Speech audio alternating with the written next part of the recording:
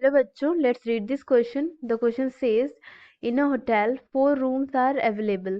6 persons are to be accommodated in these 4 rooms in such a way that each of these rooms contain at least 1 person and at most 2 persons. Then the number of all possible ways in which this can be done is. Now let's see the key concept for the question. So यहाँ पे हम लोग factorial का concept use करेंगे. So let's see हमारा factorial क्या होता है. तो यहाँ पे हम लोग फैक्टोरियल का फॉर्मूला देख लेते हैं पहले. तो यहाँ पे हमारा जो n फैक्टोरियल होता है वो होता है n into n minus one into n minus two. ये हम लोग कहाँ तक करेंगे? अप टू 1, जब तक कि हमें 1 ना मिल जाए. सो ये हमारा फॉर्मूला हो गया. अब हम लोग एग्जाम्पल देख लेते हैं. हमारा 0 फैक्टोरियल होता है 1 और 1 फैक्टोरियल होता है 1 एंड हमारा 2 फैक्टोरियल क्या हो जाएगा? 2 इंटू 2 माइनस वन. सो यहाँ हमें 1 मिल गया. सो यहाँ हमें 2 फैक्टोरियल की वैल्यू 2 मिल जाएगी.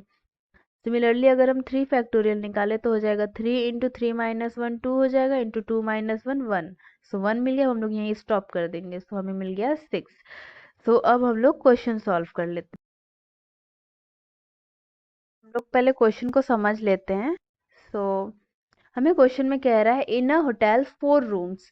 सो हमारे पास जो टोटल नंबर ऑफ रूम्स हैं वो है 4 are available. 6 persons are to be accommodated in this 4 rooms. और हमारे पास जो नंबर ऑफ persons हैं वो है 6, जिनको कि हमें इन 4 रूम्स में एकोमोडेट करना है in such a way that each of this rooms contain at least 1 person.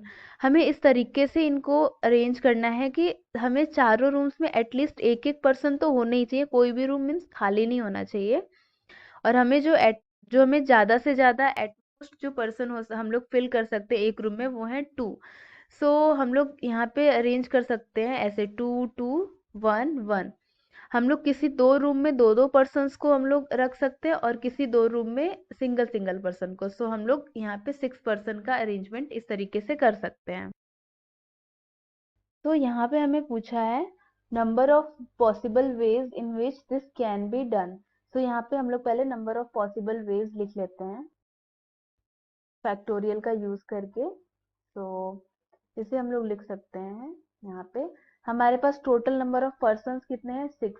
तो इसको हम लोग 6 फैक्टोरियल लिख सकते हैं. यहाँ पे हम लोग इनको 6 वेज से सेलेक्ट कर सकते हैं.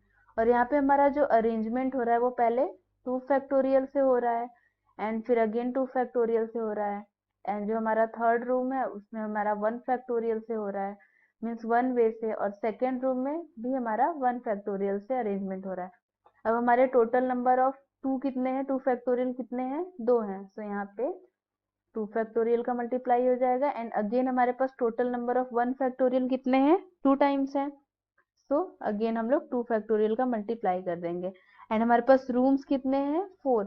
सो हम लोग रूम्स को 4 फैक्टोरियल वे से हम लोग सेलेक्ट कर सकते हैं. सो यहाँ पे 4 फैक्टोरियल का मल्टीप्लाई हो जाएगा.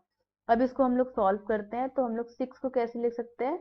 6 into 5 into 4 into 3 into 2 factorial. और अब हम लोग 4 को लिख सकते हैं 4 इंटू 3 इंटू 2 फैक्टोरियल. अब हम लोग डिनोमिनेटर को सॉल्व कर लेते हैं. तो हम लोग पहले 2 फैक्टोरियल और 2 फैक्टोरियल को एज इट इज रहने देते हैं. 1 फैक्टोरियल की वैल्यू तो 1 हो जाएगी एंड 2 फैक्टोरियल की वैल्यू 2 होती है, हमने अभी देखा. इंटू अगेन 2 फैक्टोरियल की वैल्यू 2 हो जाएगी. तो ये 2 फैक्टोरियल ये 2 फैक्टोरियल ये इससे कैंसिल हो जाएगा. अब हम लोग यहाँ पे वैल्यू निकाल लेंगे. तो यहाँ पे हमें नंबर ऑफ वेज मिल जाएगा. Number of ways equals to multiply करने पे हमें मिल जाएगा 1080. सो हम लोग इतने वेज से हम लोग वहाँ पे अरेंजमेंट कर सकते हैं. So this is the right answer. Hope you will understood it well. Best of luck.